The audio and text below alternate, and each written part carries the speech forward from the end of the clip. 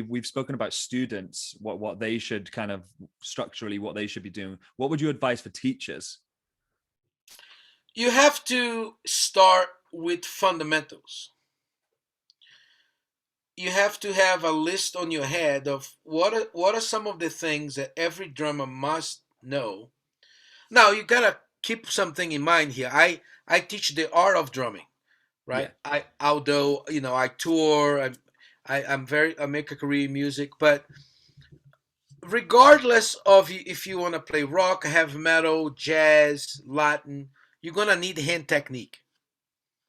Okay, you need to learn how to work with this thing here, right? So I don't care which way you're gonna go.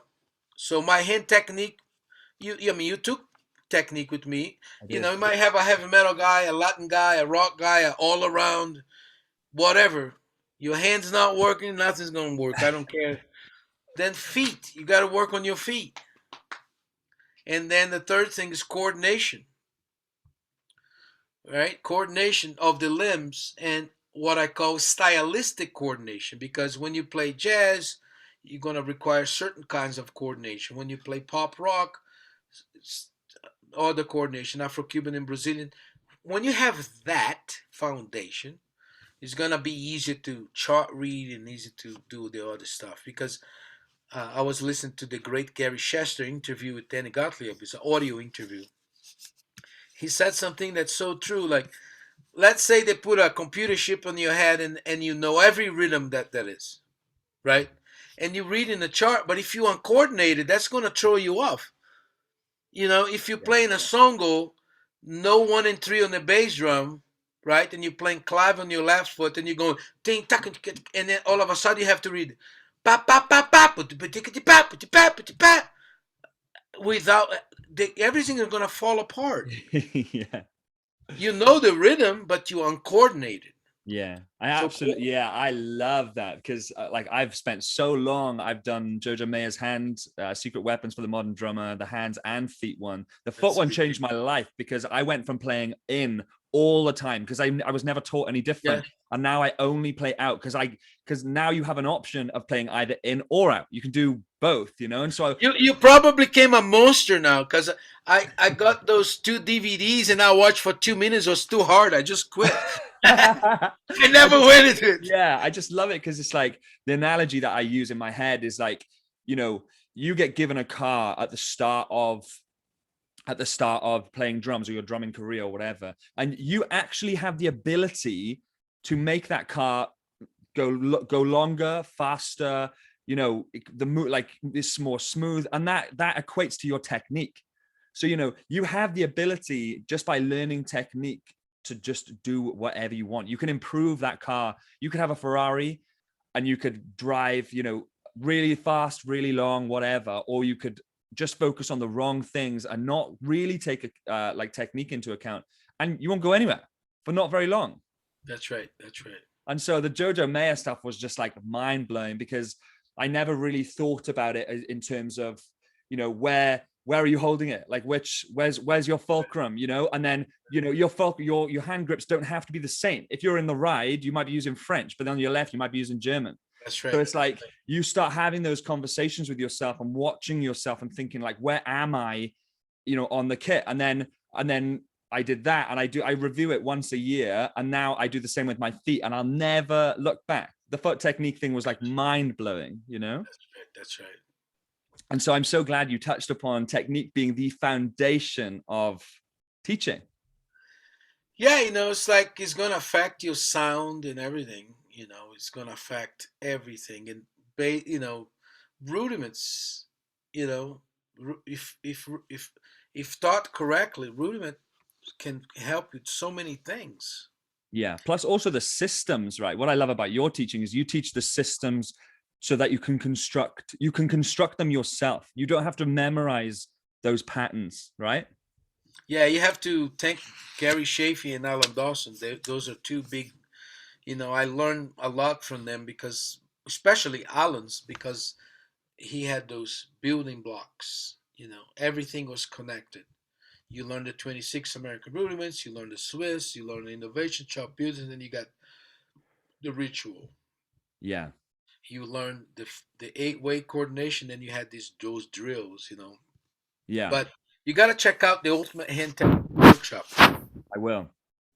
How we are doing that, orchestrating the whole thing on its set is really exciting stuff. I definitely will. We'll have a conversation after the podcast because I would love to get your thoughts on some life coaching things. So we'll definitely talk after the Yeah, podcast about those. yeah. But when students are auditioning for Berklee, I'm sure you've auditioned a lot of students. And what sorts of qualities are you looking for in those drummers? Well, there is different auditions. Okay, there is the entering audition, which is to see if you're gonna be accepted for the college, and then once you accept, and then we check like your snare reading, we check chart reading, we take a look at basic styles. Nothing, you know. We're just trying to figure out who this person is, and we ask that you bring a prepared piece, Right. and then if you get accepted, then there is a placement audition that you went through at 5 week. Like, where is this guy Yeah. at, right? And then what we look for on a prepared piece is for you to be yourself. Show us who you are. And a lot of people fall in this trap that they want to play jazz for us because the tradition of jazz at Berklee. But we don't want to do that. If you're a rock guy, if you're good at that, rock out. If you're a jazz guy, play jazz. If you're a lot, play what you love and let us know what that is. But both the entering audition, especially the placement audition, is really based on how well we think you'd be playing a band. Right. Right. Right. Right. Here's a big thing that people don't understand, how a lot of people think at Berklee. I can't speak for the whole college, because every professor is different. But the the placement audition and ensemble audition is based on, because you can have a student that spent 3 months learning a Dream Theater song, and he rehearsed, and he's going there, he's gonna go, very challenging, amazing. And then you ask them to play some really simple, they can't play it, they can't read, they don't know the styles. So that individual gonna have a high grade on the instrumental skills, but then the reading slow, the style is slow, rhythm accuracy is slow. So he really, although he played that song high level, he's really not a good musician on a band yet. So we put emphasis on not how well you prepare something, but how well can you play with a band right now that you never played. I'm coming from a generation that I was a session musician, which that profession doesn't exist anymore. Yeah. Like, I made a living playing drums. I was a session guy, so I had to play Afro-Cuban, Brazilian, funk, rock, big band, jazz. I did a lot of stuff for HBO, Sony Liston documentary, Malcolm X documentary with Kamala Campbell, producer, jingles, big band. I mean, I played a lot of stuff with people that I never saw before. How you do that? Like Vinny Colaiuta is a great example of that. Yeah. In order for you to be able to walk in, we play with any band, you have to read, you have to have a vast knowledge of Brazilian styles, Afro-Cuban styles, New Orleans style, pop rock.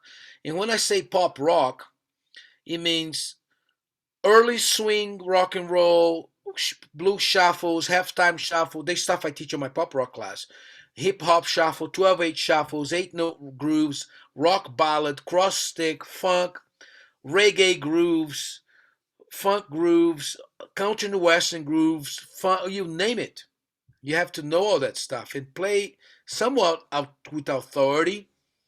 Brazilian styles, bossa nova, samba, partido alto, baião, maracatu, Afro-Cuban, 6/8, songo, mambo, guaguancó, conga, all that stuff, because you don't know what they're going to ask you to play. Yeah. Yeah. Yeah. Yeah. That's actually an interesting topic, because my drum set is kind of the same for 30 years. Like, my drum set is not a jazz drum, it's not a rock drum. It has cowbells, because I don't know if I need to play light. It has a double pedal. I'm not a thrash metal player, but I can play if I needed to. Yeah. I can play jazz. It's like a all around approach. Yeah. Yeah. Yeah. and a lot of guys, in order to be able to be on a position that you can, like, you probably have to play quite a bit of different things, I'm assuming, on a cruise ship, right? Yeah, yeah, yeah. So if you get a guy that's, I'm a rock guy or I'm a heavy metal guy, you're not going to work as much, you know. Yeah.